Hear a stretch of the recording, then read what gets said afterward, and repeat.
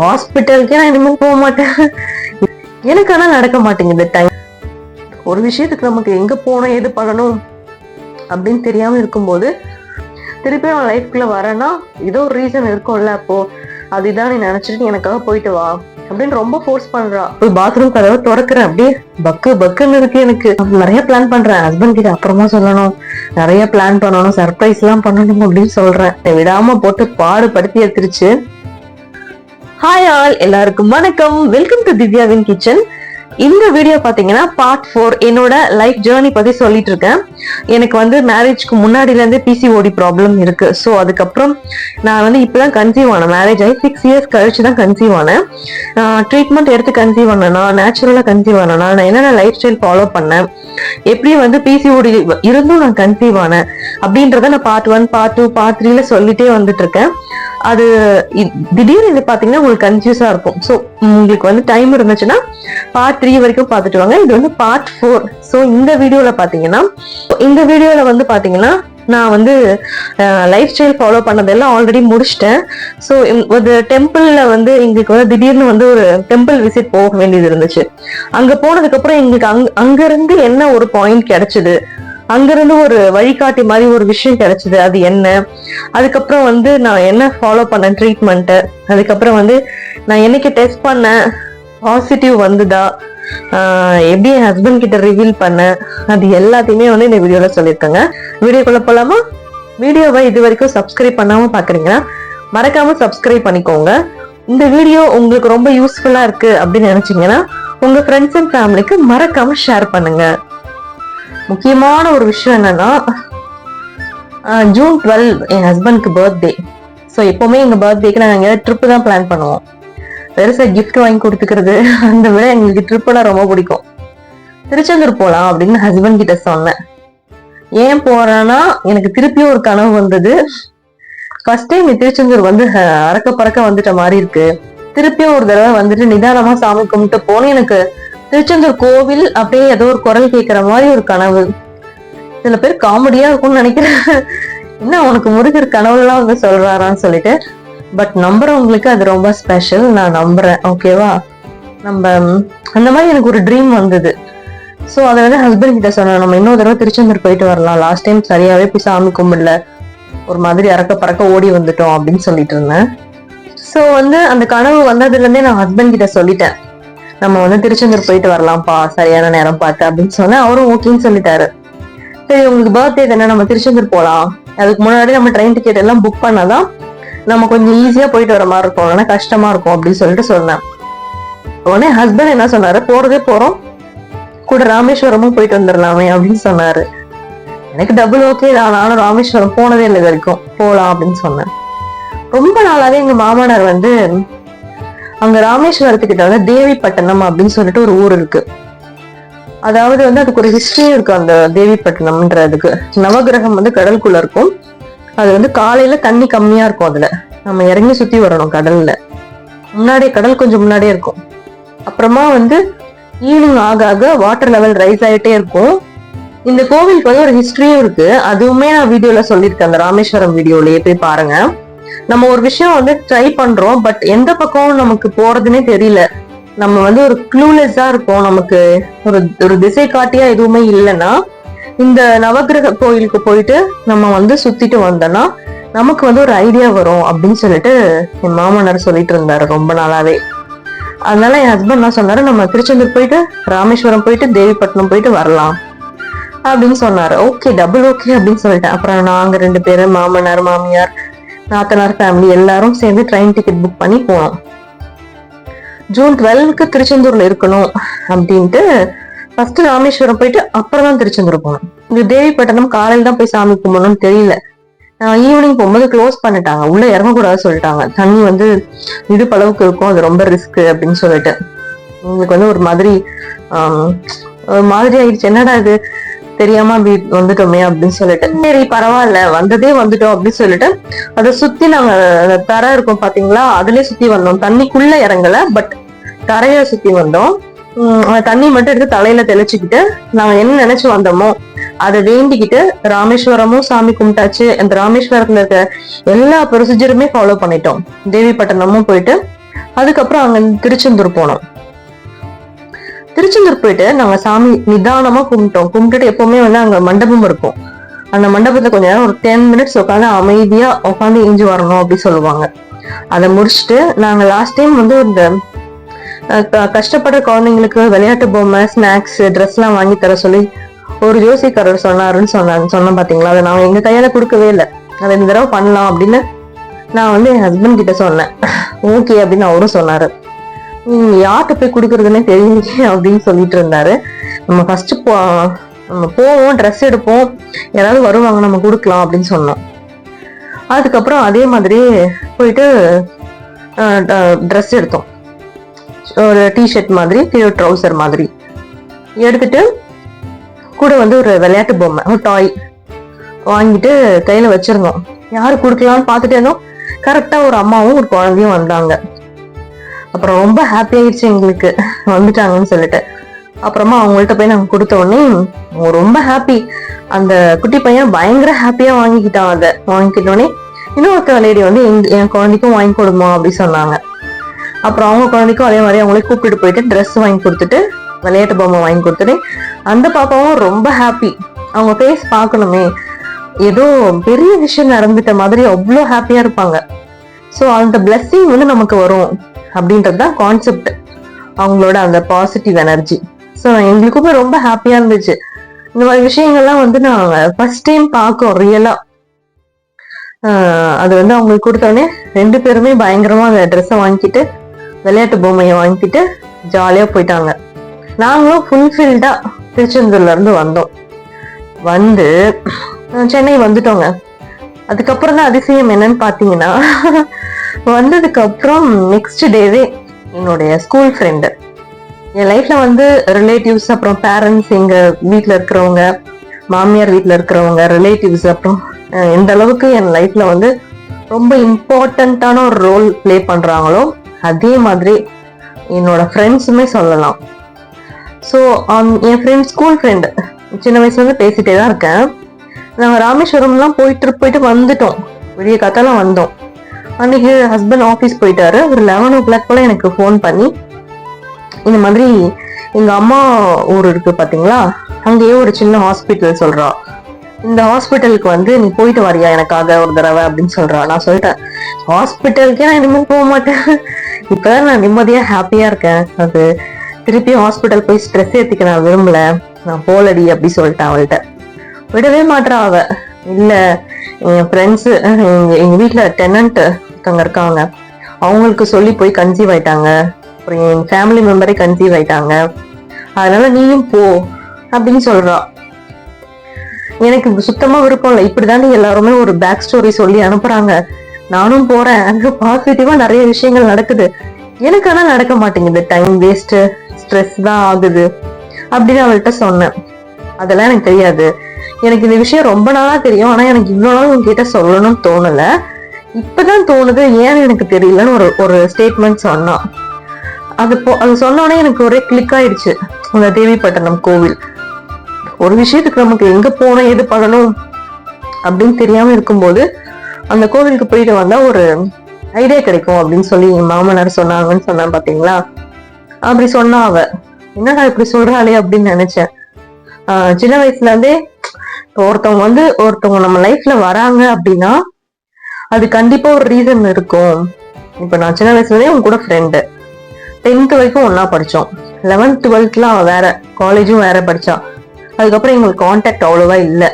திருப்பியும் மேரேஜ் ஆனதுக்கு அப்புறம் தான், இப்ப ரீசெண்டா ஒரு 5-6 years தான் திருப்பி எங்களுக்கு கான்டாக்டே இருக்கு. திருப்பியும் அவன் லைஃப்குள்ள வரேன்னா ஏதோ ஒரு ரீசன் இருக்கும்ல, அப்போ அதுதான் நீ நினைச்சிட்டு எனக்காக போயிட்டு வா அப்படின்னு ரொம்ப ஃபோர்ஸ் பண்றா. என்னடி சென்னையில இருந்து நான் வந்து அம்மா வீட்டுக்கு போயிட்டு வரணும்னா கஷ்டமா இருக்கும், அதுவும் இந்த ட்ரீட்மெண்ட்னா ஸ்கேன் பண்ண ஒரு நாள் விட்டு ஒரு நாள் பாலிகுலர் ஸ்டடிக்கு வர சொல்லி சாவடிப்பாங்கடி அப்படின்னு சொன்னா. நீ சும்மா ஒரு தடவை போயிட்டு கன்சல்ட் மட்டும் பண்ணிட்டு வா அப்படின்னு சொன்னான். எனக்குமே வந்து ஒரு குட் சைனா தோணுச்சுது. சரி போய் தான் பார்ப்போமே அப்படின்னு சொல்லிட்டு நானுமே வந்து ஃபர்ஸ்ட் எடுத்த உடனே என் ஹஸ்பண்ட் தான் சொன்னாரு, ஹஸ்பண்டும் நானும் போனோம். அம்மா வீட்டுக்கு போயிட்டு அங்கிருந்து ஒரு 10 கிலோமீட்டர்ஸ் தான். இன்னொன்னு அந்த ஹாஸ்பிட்டல் பேர்ல வந்து சுப்பிரமணின்னு வரும். ஸோ அந்த டாக்டரோட பேரு அது கேட்ட உடனே எனக்கு ரொம்ப ஒரு பாசிட்டிவ் ஹோப்பா ஆயிடுச்சு பயங்கரமா. ஏன்னா அது முருகரோட பேர் இல்லையா, அதனால. ஸோ எனக்கும் சரி போலாம் அப்படின்னு தோணுச்சு. சரின்ட்டு போயிட்டு கன்சல்ட் பண்ண அந்த டாக்டர் வந்து சென்னையில இருந்துட்டு இங்க வரீங்க அப்படின்னு சொல்றாங்க. சின்ன கிளினிக் தான் அது. ஸோ இல்ல டாக்டர், நாங்க அங்க பெரிய பெரிய போனாலே IUI IVF எல்லாமே பண்ண சொல்றாங்க, உங்களுக்கு விருப்பம் இல்லை அப்படின்னு சொன்னோம். அப்புறம் அவங்க செக் பண்ணிட்டு ஓகே ஒரு 2-3 சைக்கிள் வந்து பாருங்க, நீங்க கிளிக் ஆகலைன்னா அப்புறம் நீங்க ஆப்வியஸா அதுதான் பண்ணி ஆகணும் அப்படி சொல்லிட்டாங்க அவங்களுமே. சரி ஓகேன்னு சொல்லிட்டு நாங்களுமே வந்துட்டோம் திருப்பி சென்னைக்கு கன்சல்டேஷன் முடிச்சுட்டு. நெக்ஸ்ட் மந்த் அவங்க வர சொல்லியிருந்தாங்க. மோஸ்ட்லி பீரியட் ஆனா செகண்ட் டே தானே வர சொல்லுவாங்க இந்த ட்ரீட்மெண்ட்க்கு. டேப்லெட் கொடுத்துட்டாங்க ஆனா பீரியட் வர்றதுக்கு. போன செகண்ட் டே வந்து நான் மூட்டை முடிச்சுலாம் கட்டிட்டு ஒரு பெரிய டிராவல் பேக்கே எடுத்துட்டு போயிட்டேன். எப்படியும் ஒரு 10-15 நாள் அம்மா வீட்டுல இருக்கிற மாதிரி இருக்கும் அப்படின்னு சொல்லிட்டு. ஹஸ்பண்ட் என்ன சொன்னார், நீ போன அதுக்கப்புறமா வரேன் அப்படின்னு சொன்னாரு. சரி நான் போனேன். போன உடனே எல்லா ஹாஸ்பிட்டல்லையும் பேசிக்கா என்ன பண்ணுவாங்க, சில சப்போர்ட்டிவ் டேப்லெட்ஸ் எல்லாம் கொடுப்பாங்க இல்லையா ஹெல்த்துக்கு, இது வைட்டமின்ஸ் அந்த மாதிரி கொடுப்பாங்கல்ல. ஸோ அதெல்லாம் கொடுத்தாங்க. கூடவே வந்து இந்த எக் க்ரோத்துக்குன்னு சொல்லிட்டு டேப்லெட் கொடுப்பாங்க.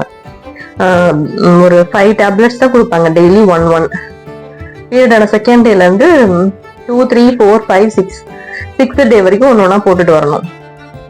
அதுக்கப்புறம் 10th டேல இருந்து ஃபாலிகுலர் ஸ்டடி வர சொல்லுவாங்க. எக் க்ரோ ஆயிடுச்சுன்னா அவங்க கன்சீவ் ஆயிடுவாங்க அப்படி சொல்லுவாங்க. இதான் பேசிக்கா பண்ணுவாங்க. சேம் அதே தான் அந்த ஹாஸ்பிட்டல்லையும் பண்ணாங்க. ஆனா டாக்டர் என்ன சொல்லிட்டாங்கன்னா, டேப்லெட் எல்லாத்தையுமே செகண்ட் டேவே கொடுத்துட்டு நீங்க ஸ்கேனுக்குலாம் வர வேண்டாம், சென்னையில இருந்துட்டு கஷ்டமா இருக்கும் உங்களுக்கு. ஸோ டேப்லெட்ஸ் எல்லாத்தையும் ஃபாலோ பண்ணிட்டு நீங்க சென்னையில இருங்க, கன்சீவ் ஆயிட்டா கால் பண்ணுங்க, பீரியட்ஸ் வந்துச்சுன்னா செகண்ட் டே திருப்பி இங்க வந்துருங்க அப்படி சொல்லிட்டாங்க. நானும் அந்த டேப்லெட் எல்லாமே சாப்பிட்டுட்டேங்க. சாப்பிட்டுட்டு ஆனா எனக்கு அந்த ஓவலேஷன் பெயின்லாம் இருக்கும் பாருங்க, அந்த 14th டே அடி வயிறு வலிக்கிற மாதிரி இருக்கும், அது எல்லாமே இருந்துச்சு. ஸ்கேன் பண்ணதானே தெரியும் ஷியோரானா, ஆனா ஸ்கேன் பண்ணல, சென்னைக்கு வந்துட்டேன்ல. ஸோ ஆனா என்ன ஆயிடுச்சுன்னா அந்த பீரியட் வரத்துக்கு ஒரு 4 days 5 daysல இருந்தே ஓவரா நாங்க வந்து அங்க போறது இங்க போறது படத்துக்கு போறது பைக் டிராவல் எல்லாமே பண்ணிட்டு இருந்தேன். பெருசா ஒரு ஹோப் இல்லையா இல்லை என்னன்னு எனக்கு தெரியல, நாங்க வந்து அப்படி பண்ணிட்டு இருந்தோம். அதுக்கப்புறம் வந்து அந்த மந்த் வந்து பீரியட் வந்துருச்சு எனக்கு. பீரியட் வந்த உடனே ஓகே திருப்பியும் முதல்ல இருந்தா அப்படின்னு தோணுச்சு எனக்கு. நான் அப்புறம் ஹஸ்பண்ட் நான் போல இந்த மாசம், நான் திருப்பிலாம் ட்ரீட்மெண்ட் போலப்பா அப்படின்னு சொல்லிட்டேன். அவர் வந்து அதெல்லாம் விடாத கண்டினியூவா போ அப்படின்னு சொன்னாரு. சரின்னு சொல்லிட்டு ஒரு வழியா எனக்கு காம்ப்ரமைஸ் பண்ணாரு. அதே மாதிரி நானும் போனேன். மூட்டை முடிச்செல்லாம் இந்த தடவை கட்டிட்டு போல. சரி போன மாசமே ஸ்கேனுக்கு வேண்டான்னு சொன்னாங்க, இந்த மாசம் என்ன சொல்றாங்களோ பார்ப்போம் அப்படின்னு சொல்லிட்டு போனேன். சேம் அதே டேப்லெட் கொடுத்தாங்க. என்ன டாக்டர் திருப்பி அதே கொடுக்குறீங்க, வேற ஏதாச்சும் ட்ரை பண்ணலாம் தானே? இல்ல இந்த மாசம் ட்ரை பண்ணுங்க, அதுக்கப்புறம் பாத்துக்கலாம் அப்படின்னு சொல்லிட்டாங்க. செப்டம்பர்ல தான் ஃபர்ஸ்ட் சைக்கிள், அது எனக்கு ஒர்க் அவுட் ஆகல. அடுத்தது வந்து அக்டோபர். ஓகேங்களா, அக்டோபர்ல தான் வந்து திருப்பியும் போயிட்டு அதே மாதிரி ட்ரீட்மெண்ட் கொடுத்தாங்க. சுத்தமா எனக்கு ஹோப்பே இல்லைங்க சொல்ல போனா. சரின்னு கொடுத்த டேப்லெட் எல்லாம் ஃபாலோ பண்ணிட்டு அவங்க என்ன சொன்னாங்கன்னா, ஒரு 3 நாள் மட்டும் நீங்க ஸ்கேனுக்கு வந்தீங்கன்னா ஓகேவா இருக்கும், அப்ப வந்து உங்க அம்மா வீட்டுல தங்கிக்கோங்க, ஸோ உங்களுக்கு ஈஸியா இருக்கும், சென்னையில இருந்துட்டுலாம் வந்துட்டு போக கூடாது, இந்த டைம்ல ரொம்ப டிராவல் பண்ணக்கூடாது அப்படின்னு சொல்லிட்டாங்க. சரி ஓகே அப்படின்னு சொல்லிட்டு அப்புறமா நான் ஹஸ்பண்டும் வந்துட்டாரு அம்மா வீட்டுக்கு. ஸோ அப்புறமா 3 நாள் ஸ்கேனுக்கு சொன்னாங்க இல்லையா. இதுல ஒரு பெரிய அதிசயம் என்னன்னா, அந்த பேசிக்கான அந்த க்ரோத் டேப்லெட் கொடுத்தாங்க இல்லையா 5 daysக்கு, அதெல்லாம் சுத்தமா எனக்கு ரெஸ்பான்ஸ் பண்ணாது. பழைய வீடியோல காமிச்சிருக்கேன்ல, இன்ஜெக்ஷன் போடுவாங்க ஹெவி டோஸ், ஆனா எனக்கு ரெஸ்பான்ஸே பண்ணாது. பேசிக்கான இந்த இது போட்டு ஸ்கேன் பண்ணாங்க 10th day, 5 மாத்திரை தான் கொடுப்பாங்க அது. ஸோ ஸ்கேன் பண்ணும்போது எக்கு க்ரோ ஆயிருக்கு, ஒரு எக்கு டாக்டர் சொல்றாங்க ஒரு எக்கு க்ரோ ஆயிருக்கு பார்க்கலாம் அப்படின்னு சொல்றாங்க. அப்புறம் 12th day வர சொன்னாங்க, அது நல்லா அப்புறம் வளர்ந்துருந்தது. திருப்பி 14th day சொன்னாங்க, அதுவும் நல்லா வளர்ந்துருந்துச்சு. மெச்சூரே ஆயிடுச்சு, ரப்சர் ஆயிடுச்சு, எல்லாமே நேச்சுரலா முடிஞ்சிருச்சு.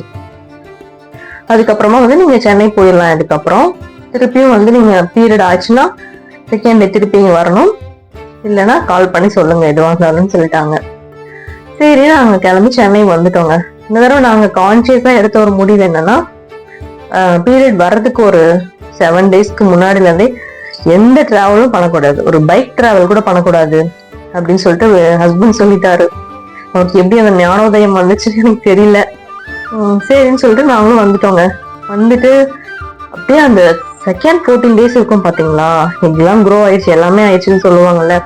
அதுக்கப்புறம் அந்த ரிசல்ட் தெரியற வரைக்கும் பயங்கர ப்ரெஷரா இருக்கும். அந்த 2 வீக்ஸ் வெயிட் சொல்லுவாங்களே, அதுதான். அந்த சேனலை பாக்குறது, யூடியூப் பாக்குறது, ப்ரௌஸ் பண்றது, எந்த சிம்டமுமே எனக்கு கிடையாது. அதான் உண்மை, ஒரு சிம்டமும் கிடையாது எனக்கு. எனக்கு எனக்கு ஹோப்பே இல்லை. அவங்க சொல்ற சிம்டம்ல ஒரு சிம்டம் கூட நமக்கு இல்லையே அப்படின்னு சொல்லிட்டு நானும் வெயிட் பண்ணி பாக்குறேன். இந்த மாசமும் டிசப்பாயின்மெண்ட் தான் அப்படின்னு நினைச்சுக்கிட்டு அப்புறமா டிராவல் மட்டும் நான் அவாய்ட் பண்ணிட்டோம். ஏகப்பட்ட ஃபங்க்ஷன் வந்துச்சு எங்க வீட்லயே நிறைய ஃபங்க்ஷன் வந்தது. எல்லாத்தையுமே நான் அவாய்ட் பண்ணிட்டேன். என்ன வர வேணாம்னு சொல்லிட்டாரு என் ஹஸ்பண்ட். அவர் மட்டும் போயிட்டு வந்துட்டாரு. சரி ஓகேன்ட்டு நானும் போலைங்க. டாக்டர் என்ன சொன்னாங்கன்னா, டெஸ்ட் பண்ண சொன்னாங்க. எப்பன்னா நவம்பர் 6 அன்னைக்குதான் டெஸ்ட் பண்ண சொன்னாங்க. அக்டோபர் 7 எனக்கு பீரியட் வந்த டே 1 2023 போன வருஷம். ஸோ ஓகேன்னு சொல்லிட்டு அக்டோபர் 7 2023 நவம்பர் 6 தான் என்ன டெஸ்ட் பண்ண சொன்னாங்க. நான் வந்து என் ஹஸ்பண்ட் கிட்ட சொல்லவே இல்லை. அவர் எனக்கு கேட்டார், உன்னை எப்போ டெஸ்ட் பண்ண சொன்னாங்க அப்படின்ட்டு. இன்னும் ஒரு வாரம் இருக்கு அப்படி சொல்லிட்டேன். ஏன்னா அவரை வேற எதுக்கு டிசப்பாயிண்ட் பண்ணிட்டு அப்படின்னு சொல்லிட்டு நான் சொல்லவே இல்லை. சாமர்த்தியமா இந்த தடவை நான் சொல்லவே இல்லைங்க. அதுக்கப்புறம் நானே அவருக்கு தெரியாம போய் கிட்டு வாங்கிட்டு வரலான்னு போனேன். எதாச்சும் ஆப்போசிட்ல வந்துட்டாரு. என்ன கேட்டோம்னா காய்கறி வாங்க போறேன் அப்படி சொல்லிட்டேன். ஏன்னா வீட்டுக்கு வந்துட்டாரு. நான் வாங்கிட்டு வந்து அழகா ஃப்ரிட்ஜ்ல வச்சுட்டு அன்னைக்கு நைட்டா எனக்கு தூக்கமே வரல. ஏன்னா அவ்வளவு பதட்டமா இருந்ததுன்னு எனக்கு தெரியல, தூக்கமே வரல. சரி ஒரு 5 o'clock ஷார்ப்பா எழுந்து நம்ம போய் டெஸ்ட் பண்ணி பார்க்கலாம் அப்படின்னு சொல்லிட்டு நவம்பர் 6 காலையில எழுந்துட்டு ஒரே பயம் தாங்கல. அதுக்கப்புறமா வந்து சரின்னு போனாங்க டெஸ்ட் பண்றதுக்கு. அப்புறமா பெட்ரூம் கதவு வந்து வெளியே லாக் பண்ணிட்டேங்க. ஹஸ்பண்ட் எஞ்சி வந்துட்டு வரோம் அப்படின்னு சொல்லிட்டு வந்துட்டு போய் ஃபர்ஸ்ட் விளக்கு ஏத்திட்டு சாமி கும்பிட்டுட்டு, நம்ம முன்னோர்கள் எங்க அப்பா இறந்துட்டாங்க, அப்புறம் பாட்டி தாத்தா யாரெல்லாம் ஃபேமிலியில இறந்துருக்காங்களோ அவங்க எல்லாரையும் கும்பிட்டுட்டு, குலதெய்வம் எல்லாம் கும்பிட்டுட்டு, அதுக்கப்புறம் தான் வந்து நான் முருகர் இஷ்ட தெய்வங்கள்லாம் கும்பிட ஆரம்பிச்சேன். இதுக்கு நடுவுல வந்து நான் வந்து ஒரு ஆகஸ்ட்ல என் மாமனாரோட ஃப்ரெண்ட் ஒருத்தவங்க வந்து அவருமே ஜோசியம் படிச்சாரு. ஸோ அவர்கிட்ட கேட்கும்போது அவரும் சொன்னாரு, குலதெய்வம் கோயில போய் பொங்கல் வச்சுட்டு வர சொன்னாரு. அதையுமே பண்ணிட்டு டெய்லியுமே சாமி கும்பிடும்போது எப்பவுமே உங்க முன்னோர்கள் ஃபர்ஸ்ட் கும்பிட்டுக்கணும், அப்புறம் குலதெய்வம், அப்புறம் தான் இஷ்ட தெய்வம், இந்த ஆர்டர் தான் கும்பிடணும் அப்படின்னு அவர் சொல்லியிருந்தாரு. அதை நான் ரெகுலரா ஃபாலோ பண்ணிட்டே வந்துட்டு இருந்தேன். அன்னைக்கும் அதே மாதிரி தான் போய் விளக்கு ஏத்திட்டு ஸ்ட்ரிப் அந்த கிட்டு இருக்கும் பாத்தீங்களா, அதுலலாம் எனக்கு கையெல்லாம் நடுங்குது. அது வரைக்கும் அப்படி ஒரு பயம் பதட்டம் எனக்கு எந்த மாசமும் இருந்தது இல்லை. இவ்வளோ கிட்ட வாங்கி டெஸ்ட் பண்ணி நான் வந்து அப்செட் ஆயிருக்கேன். ஆனா வந்து அப்பெல்லாம் எனக்கு இவ்வளவு பதட்டம் இல்லை. அது ஏன் அன்னைக்கு மட்டும் அவ்வளவு பதட்டமா இருந்துச்சு எனக்கு தெரியல.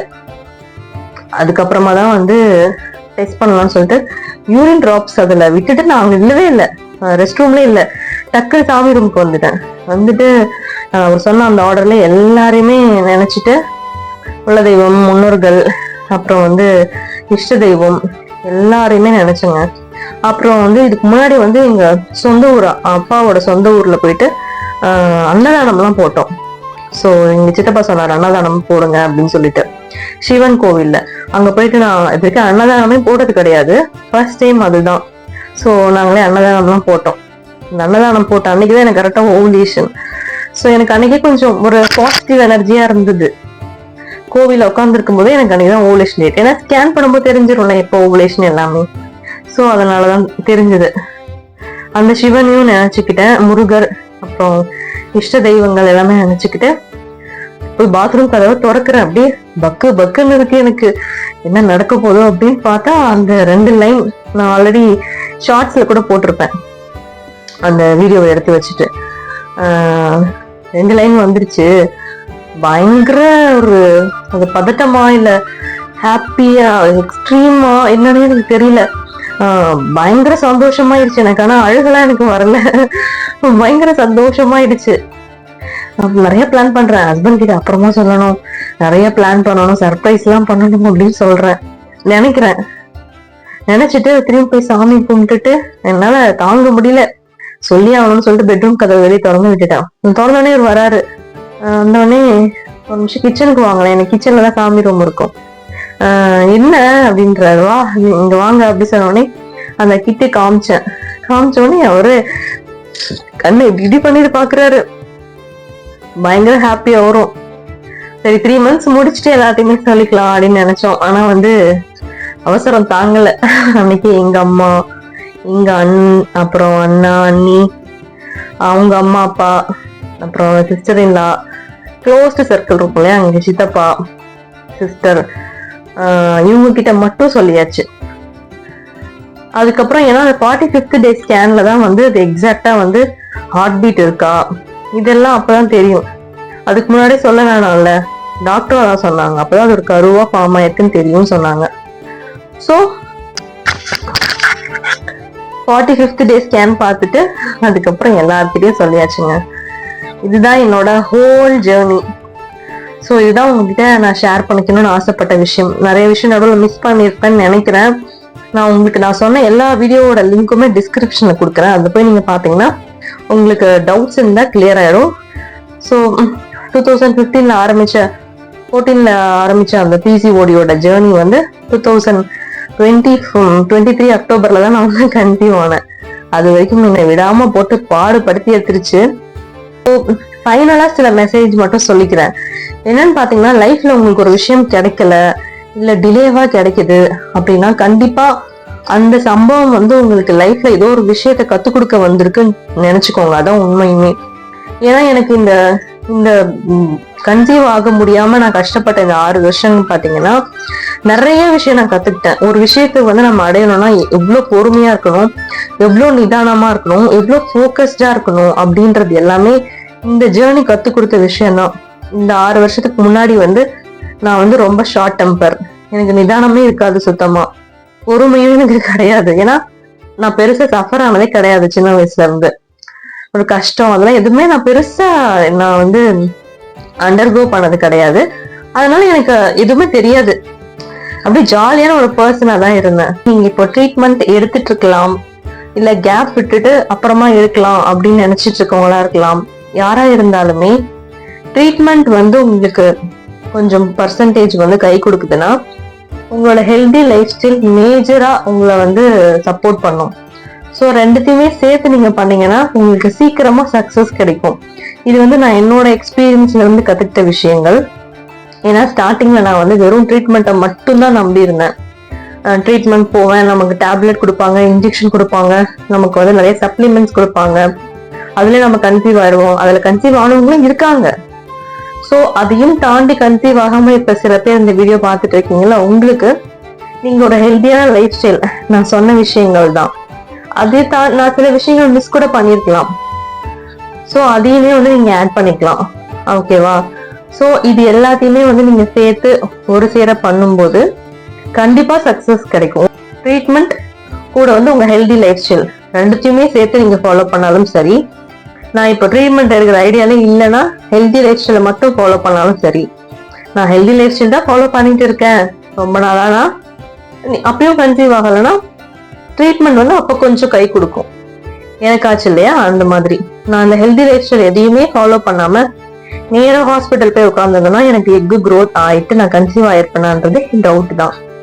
ஸோ ரெண்டுமே சேர்ந்து கை கொடுக்கறது ரொம்ப நமக்கு சீக்கிரமா சக்சஸ் கிடைக்கும். நீங்க எஃபோர்ட் போட்டீங்கன்னா அதுக்கு உண்டான பலன் கண்டிப்பா உங்களுக்கு உண்டு. நான் ஜிம்முக்கு போகும்போதும் சரி, அப்பெல்லாம் ரொம்ப கஷ்டமா தான் இருக்கும், உடம்புலாம் ரொம்ப வலிக்கும், வீட்டு வேலை செய்யறதும் கஷ்டமா இருக்கும், வீடியோ வேற போடணும், ஸோ ரொம்ப டயர்டா இருக்கும். சரி ஓகே நம்ம எஃபோர்ட் போடுவோம் அப்படின்ட்டு நான் எஃபோர்ட் போட்டேன். அந்த எஃபோர்ட்டுக்கான பலன் தான் இது. ஸோ நீங்களும் உங்க சைட்ல இருந்து எஃபோர்ட் கண்டிப்பா போடுங்க, இதுக்கான பலன் கண்டிப்பா உண்டு. ஸோ பலன் வந்ததுன்னு மறக்காம எனக்கு கமெண்ட்ல சொல்லுங்க. இந்த விஷயம் என் லைஃப்ல டிலேவா கிடைக்கிறதுக்கு காரணமும் என் குழந்தை எனக்கு டிலேவா கிடைக்கிறதுக்கு காரணமுமே இந்த விஷயங்கள் எல்லாமே நான் லைஃப்ல கத்துக்கணும் அப்படின்றதுக்காகத்தான் அப்படின்னு நான் மனப்பூர்வமா நம்புறேன். இந்த ஜேர்னில பாத்தீங்கன்னா என் husband, relatives, family members, friends எல்லாருமே உண்மையாவே ரொம்ப சப்போர்ட்டிவா இருந்தாங்க. அவங்க எல்லாருக்குமே என்னோட நன்றி தான் சொல்லணும். அப்புறம் வந்து நீங்க இப்ப இந்த வீடியோ பாக்குற நிறைய பேர் வந்து நிறைய ட்ரீட்மெண்ட் மெத்தட் ஃபாலோ பண்ணிருப்பீங்க, அட்வான்ஸ்டு மெத்தட் கூட ஃபாலோ பண்ணிருப்பீங்க. ஆனா கன்சீவ் ஆகலைன்றதுனால ஓகே நமக்கு ஒர்க் அவுட் ஆகாது போல இருக்கு அப்படின்னு நினைச்சிட்டு கூட நீங்க அதை விட்டுருப்பீங்க. பட் நான் சொன்ன இந்த life style modification, food habits, அதுக்கப்புறம் வந்து பாசிட்டிவ் எனர்ஜிக்காக நீங்க யூனிவர்ஸை நம்பலாம், கடவுள் நம்பிக்கை இருந்தாலும் எதுனாலும் ஓகே, பாசிட்டிவிட்டி இதோட சேர்த்து நீங்க வந்து இது எல்லாத்தையும் சேர்த்து நீங்க பண்ணும்போது கண்டிப்பா வந்து ஒருத்தவங்களுக்கும் ஒரு சில டைம் எடுக்கும். எனக்கு பாத்தீங்கன்னா நவம்பர்ல ஆரம்பிச்சேன் 2022ல, 2023 அக்டோபர்ல நான் கன்சீவ் ஆனேன். கரெக்டா இந்த வீட்டுக்கு ஆமா. ஸோ கிட்டத்தட்ட 1 இயர் எனக்கு டைம் எடுத்துச்சு. எனக்கே வந்து ரொம்ப பிசிஓடியோட லெவல் ரொம்ப ஹெவியா இருக்கு உங்களுக்கு 2 ஓவரீஸ்லயுமே, அதான் உங்களுக்கு எதுவுமே ரெஸ்பான்ஸ் பண்ண மாட்டேங்குது அப்படின்னு சொன்ன பர்சன் நானு. எனக்கே வந்து ரெஸ்பான்ஸ் பண்ணிடுச்சு. ஸோ நீங்களுமே வந்து கண்டிப்பா ட்ரை பண்ணி பாருங்க. நிறைய நான் சொன்ன எல்லாமே உங்களால ஃபாலோ பண்ண முடியலனாலும் அட்லீஸ்ட் ஒரு 60% ஃபாலோ பண்ணி பாருங்க. ஏன்னா நானுமே நடுவில் ஜங்க் சாப்பிடுவேன். இப்ப நான் சொன்ன எல்லா ரூல்ஸுமே ரூல் பிரேக் பண்ணாம நான் பண்ணேன் அப்படின்னு கிடையாது, நிறைய ரூல் பிரேக் பண்ணியிருக்கேன். ஸோ நீங்களுமே ரூல் பிரேக் பண்ணாலும் சரி, நடுவுல கேப் இருந்தாலும் சரி, திருப்பியும் நீங்க வந்து ரோல் பேக் பண்ணிட்டு பேக் டு ஃபார்ம் வந்துட்டீங்கன்னா ஓகே தான், பிரச்சனை கிடையாது. ஓகேவா? ஸோ இந்த வீடியோ பார்க்குற எல்லாருக்குமே கண்டிப்பா குழந்தை சீக்கிரமா கிடைக்கும் அப்படின்னு சொல்லிட்டு நான் வேண்டிக்கிறேன். வீடியோவை இது வரைக்கும் பொறுமையா பார்த்தா எல்லாருக்குமே ரொம்ப ரொம்ப நன்றி. சப்ஸ்கிரைப் பண்ணாம பாக்குறீங்கன்னா மறக்காம சப்ஸ்கிரைப் பண்ணிக்கோங்க. தேங்க்ஸ் ஃபார் வாட்சிங்.